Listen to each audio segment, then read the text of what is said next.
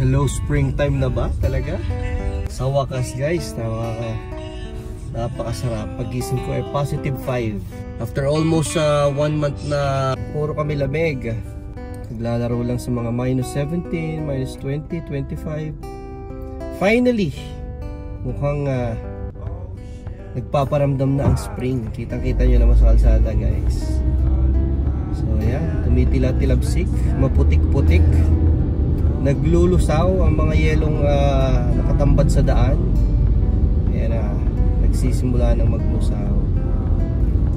Kaya pag tumuto ka dyan sa sasakyan na sa unahan, sigurado na maliligo ka sa putik.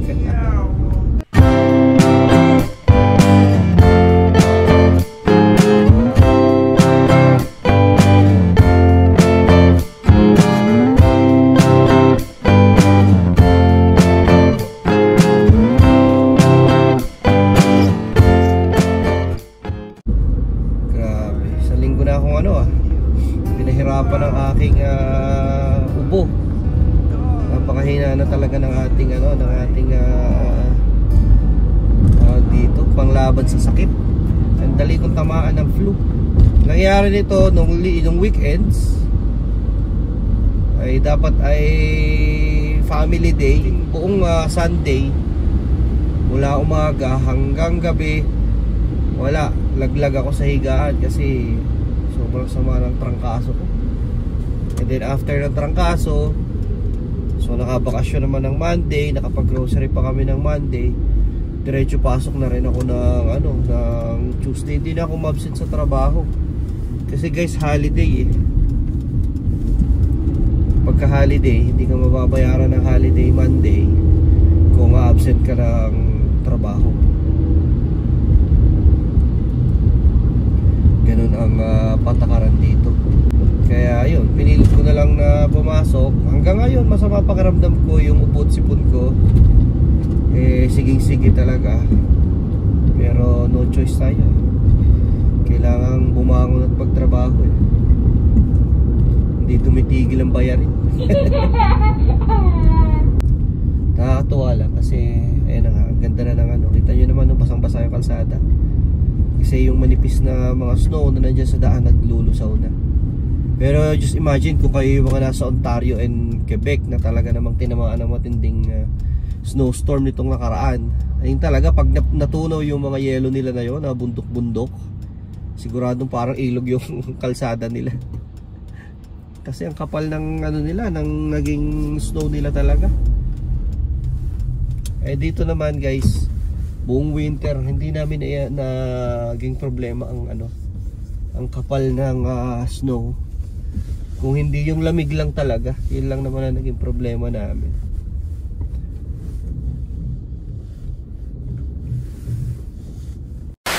Sana hindi. Grabe yung lusaw. Basang-basa. Sana hindi pa lusaw yung ice skating. Sana. Baka lusaw na yung ice skating rink. Wala na. Babay na. Konting panahon na lang. Sisibol na ulit ang mga green na dahon sa mga puno na mukhang patay. Parang puno na siniguelas lahat eh. Sa Pilipinas, lumulugom. Parang puno ng siniguelas. Nawawala muna ng dahon bago bumulakas. Dripping water to daddy. Oo, malulusaw na lahat ng mga nakadikit sa kanya. Ayan na natin itong basurahan. Balik na natin, na-collect na to. Kanina. Kolekta kasi namin ang aming blue at green ay ang blue every week yan. Pero ang green every other week. Ang black naman every other Friday. Kaya kailangan ko ilabas to.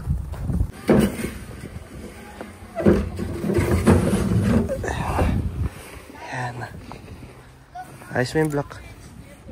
Yes. Ito nangyayari guys kapag nag-positive bigla So lahat ng mga yelo sa bubong, ayan manipis na, kukunti na lang. Malulusaw lahat yan. Maagos dito sa alulod. Ay, ang ubo ko. Ayan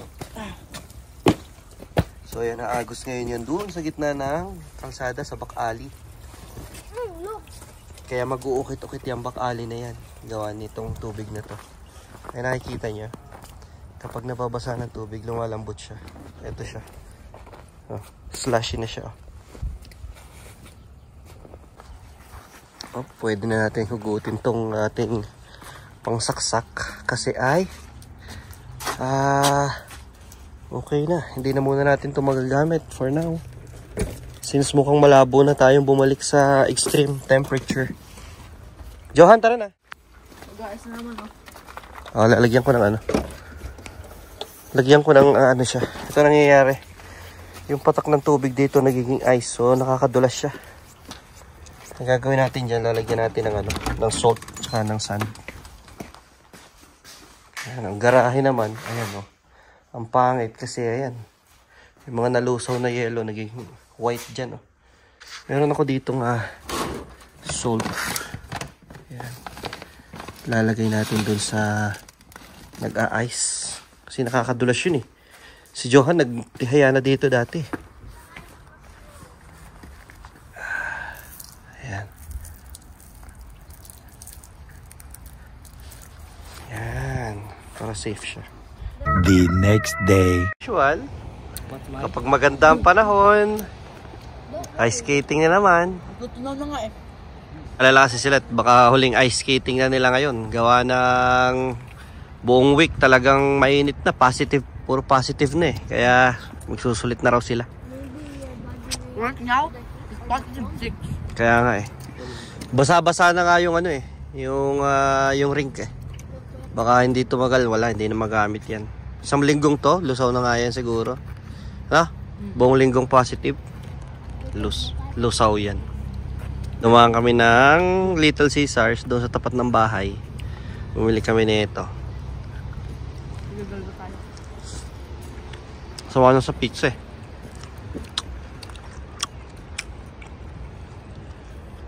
Ito, mura lang to. Solved ka na. 525. 525.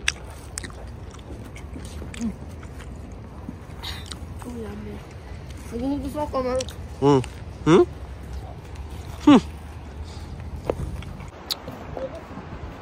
Baka huling ice skating na ang tropa. Halina kayo para masulit pa yung oras. Tara na. Mamaya uwi na tayo. Saglit lang. Tagal-tagalwa naman kaming piraso. Pero meron akong baong secret. May baon akong nuts. Mixed nuts.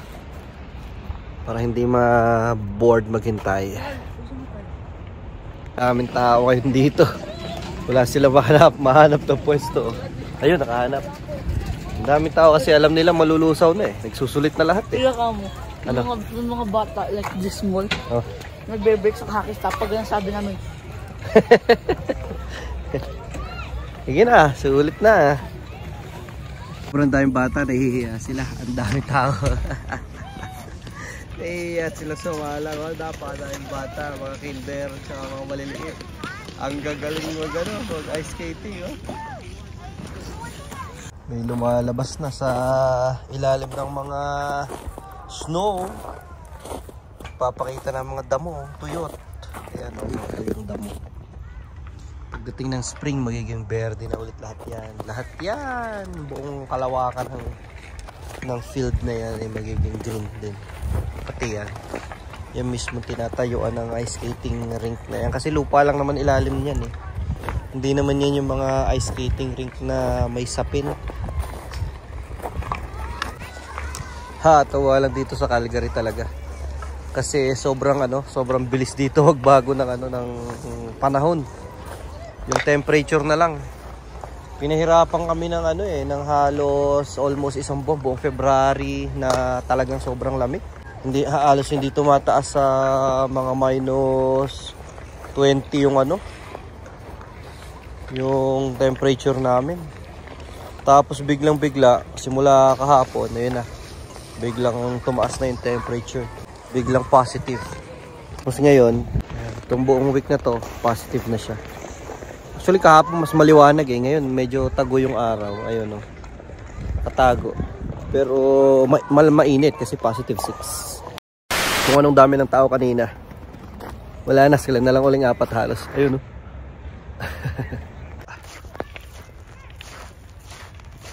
One eternity later. Dumaan kami ng Costco para bumili ng aming mga assignment. At magpagas. Magpagas. Assignment namin yung lettuce. Ayos na dito eh. Anima na siya. Magkano nga bang ganito kuya? Hindi ko alam. At saka milk. Tapos naggas na din kami. Napakaganda ng panahon ngayon guys Sweater na lang tayo. Sabi ko nga sa inyo, di ba? Ang bilis nagbago ng ano dito eh. Ng temperature. After kami pahirapan ng mga -25, -30, biglang positive the whole week. So ito, check muna ako ng sasakyan. Kasi ihahatid namin si Mav mamaya sa birthday party. Meron siyang atin na birthday party ng 11 sa kaklase niya.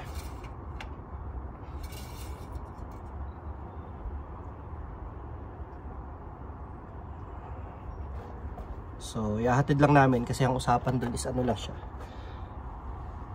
Drop off lang. Ida-drop lang yung mga bata tapos pipick upin kung anong oras ang usapan. Balik kaklase niya na ano din, Pilipino din. Dito lang din malapit sa amin bahay. Sara ko lang to. At ang aming prinsipe ando na. Nakapwesto na. Excited na? Bihira. Kaya start ko lang. Tutuwa talaga kami dito sa kotse namin na nabili 3 years ago. Sulit na namin kahit ganyan ang tsura ng kisame niya. Pero yung makina talaga niya 100,000 pa lang kasi kilometers to eh nung nabili namin 3 years ago. Sulit talaga. Hanggang ngayon hindi ako nagkakaproblema sa makina o sa ano. Ang mga gastos ko lang is nung binili namin, pinapalitan ko to ng struts, no, ng mga shock kasi matalbog na yung unahan niya. Yun lang. Tapos yung mga belts, yun, syempre yung mga belts talaga wear and tear. Tapos nung binili namin to, galing to sa garahe, hindi to ginagamit nung may kanya, kaya stock talaga siya. Kaya bago yung battery nito. At ngayon pa ako nag-iisip bumili ng battery, siguro by summer or sa before mag winter na kasi mahina na siya. Pero nung binili namin itong sasakyan, yung battery na yan nakasama dito is bago. Kasi kaya lang to napastart kasi pinalitan nila ng battery. Pinakita pa niya sa akin yung ano, yung resibo ng battery nung binili niya. Nasa akin, nakip ko pa yun. So ayan. Sulit na sulit. Naipang DoorDash ko pa to dati. Tapos ang tipid niya sa gas. Oh, ito nga pala kahapon. Di Friday kahapon, 'di ba? Sabi ko regular ako nagpapagas pag Friday. Ang ginas ko lang kahapon is $27 for 1 week. Well, actually nakatipid pala ako ng 1 day. Kasi holiday nga pala kami nung Monday, last Monday. Kaya bali 4 days lang ako pumasok. So 'di ba? 27. Yun lang talaga ang ano ko dito, ang gastos ko dito. Pero pag usually pagka nakukumpleto ko yung 5 days na pasok at saka 5 days na hatid sa mga bata, ay ang consumption ko dyan is nasa mga $40. 35 to $40. Sobrang sulit oh, ang ganda pa rin ng tunog. Pero this summer, ito ngayon sigurong spring, bala ko habang isabay ko na sa pagpapa-change oil, pero ang dami ko talagang gustong ipa-check up dito. At saka ipakondisyon, gusto ko ipakondisyon kasi baka sa summer ay maging sobrang magamit to maigi. Kasi dadating dito sina mother-in-law ko at saka yung kapatid niya is dadating dito sa summer. Kaya ipapakondisyon ko tong ano, tong kotse kasi mapapagamit ito sigurado. Spring na. Kaya nga. Sweater lang. So mapapakiramdam naka-sweater lang. So anong address, mami? Alam mo? Ano? Andar na ako, hanapin mo na lang. So yun nga, pupunta kami, hatid namin kasi si Mav doon sa birthday party ng kanyang kaklase. At dito, kaiba sa party sa Pilipinas, 10, 8, 1, 1. search mo lang sa Google mo. 5, 10. Na pag nag-invite, di ba, pamilyahan, dito yung bata lang. So, idadrop mo lang siya kung ano yung usapan. Late na nga kami. 11:16 na. Ang party is 11. So, Makatawid lang ng Southland. 11. And then, anong oras daw pick up? 2 o'clock. So, yun. 11 to 2 silang maglalaro. Lalaro lang yan doon. Kakain lang yan ng mga pizza. Yan, sabihan ko siya. Okay na sila ng gano'n. Oo nga naman. Kasi kung isipin mo nga naman, ang party naman talaga, ang birthday party, hindi naman yan para sa matatanda, kundi para sa bata, kung ano yung ikasasayan nila. Syempre, mas masaya sa bata yung kasama yung mga yung mga kalaro nila. Di ba? Kaya dito, mas okay pa nga yung gano'n. Halimbawa, kung gusto mo, yung anak mo, ipag-party mo ng gano'n sa mga playground. Pagka ganitong winter kasi, pwede sa mga playground, ganyan. Kumbaga parang play date na din. Pwede rin naman sa bahay, kung mga luwag-luwag yung bahay. Sa mga kagaya namin, mahirap. Hindi pwede sa bahay, nasa basement lang kami. So, negative na sa amin yung mga ganoon. Nakaranas naman siya nung 7th birthday niya. Oo. Di ba? O nga pala, nung 7th birthday niya, nag-celebrate kami sa bahay. Doon pa kami sa inuupahan namin una, doon kay Ate Venus na bahay. Nasa main floor kami noon. Medyo malaki-laki yun . Tapos dapat magpapatayo ako nung parang playground na bouncy castle sa labas. Nakabanat naman ang snow noon. Last year lang yun, di ba? Last year. Pero kahit ganon, nagpunta yung mga classmates niya, mga friends niya. Napakasaya pa rin ng mga bata. Pero yung mga nanay-nanay, yung mga magulang, kasama rin sa party. Pagka masaya rin kasi yung ganun . Nagbabanding yung mga bata, nagbabanding din yung mga matatanda. Pero yun nga, yung sinasabi ko, yung usual talaga dito is papadrop lang yung Then naging ka-close ko kasi ang mga magulang nung gawa ng kinder, 'di ba, half day lagi nagkikita-kita. Oh. Hindi kagaya ngayon na nung elementary na hindi na masyadong nakikita yung mga parents. Bibihira na yung kakilala mo talaga. Oo. Noong kasi para kami naging magkakaibigan na rin ng mga magulang ng mga kaklase niya kasi mula kinder.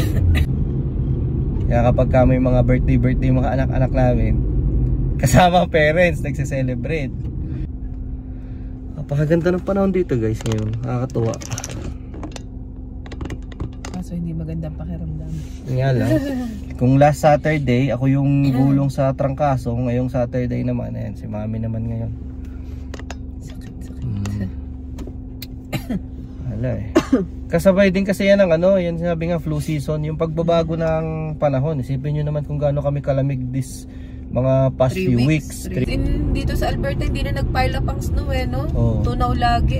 Grabe, pinapanood ko yung mga vlog nila Montreal, grabe, Toronto, Ontario at saka Montreal, grabe yan talaga sila ng snow ngayon. Sobrang kapal, hindi pa ako nakakita ng ganong kakapal dito sa ilang taon natin dito. Oo. Doon hanggang bewang na Kaya yung mga kotse nga nakalubog Grabe ang kapal ng na yun, ng snowstorm na yun. Kapal lang ibinagsak talaga. Dito maswerte ang ngayon Alberta ang Calgary pala. Mas lalo na Calgary. Grabe nakakasilaw yung daan Kasi sobrang liwanag. Pagkaka-snow tunaw.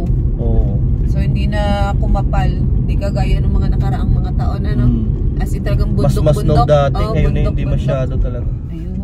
Ayun, may balloons. Naiya kasi ako punta mag-isa kasi hindi ko naman kilala yung parents personally. Kahit ngayong bata, hindi ko kilala rin Hindi ko pa kasi nakikita. Behave ka dyan ha. Huwag masyadong rowdy ang play. Huwag maglaro ng play na makakasakit ha. Ha? So it's 3 hours. 3 hours? Yes, walang cellphone for 3 hours. Puro play lang. Ayos din yun, makakalibre sa panonood ng TV at saka paglalaro ng cellphone. Kasi sigurado dyan, maglalaro talaga sila. Takbuhan dyan or kung ano man. Yun lang naman yung mga chance dito na makalaro yung mga bata ng ano, sa ibang bata ba. Bukod sa kapag nasa school sila, kasi sa bahay, pag sa bahay wala, halos kulong-kulong na lang. Pag lumabas, kami-kami lang din, sila lang din magkapatid o yung mga pinsan. Hindi naman kagaya kasi sa atin nung sa Pilipinas na araw-araw pag uuwi natin galing school, ihahagis natin yung bag tapos diretso na sa kalsada. Yan ang kaibahan ng ano dito sa North America. Kaibahan ng buhay dito. Wala makikita mga batang naglalaro sa mga gilid-gilid ng bahay. Ando na lahat mga kaklase eh. Bata Siya na yung huli. Sabi, Mab! Mab! Tuwan-to, excited, niyakap siya ng lahat. Ka? Mm. Yan na naman lagi yung batang yan, napaka-friendly. Akala mo tatahitahimik pag nakita mo sa school. Oo, sabi ng teacher, Tapos napaka-friendly. Napaka-friendly naman pagdating sa school. Joker, wala na Joker kami. daw. Pag wala na kami, hindi. Ayaw yata ipakita sa amin. Tignan nyo, napakaganda ng kalsada. Nakatuwa eh.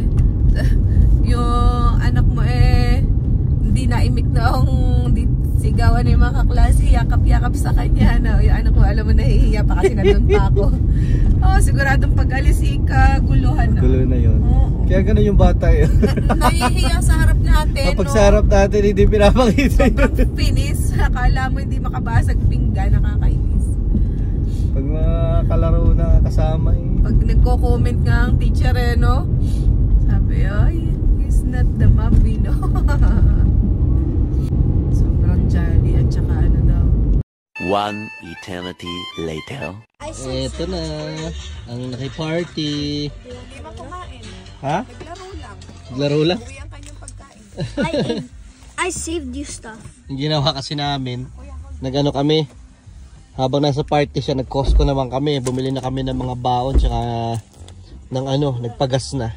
Oh, para hindi sayang yung time. What? So tomorrow after mass, hindi na tayo magko-Costco, ano?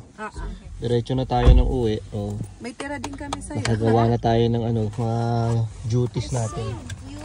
Duties and responsibilities. With that, Halika na. have all of this. Kuya, cellphone mo. Lego. Sinamantala na namin yung time. Sorry.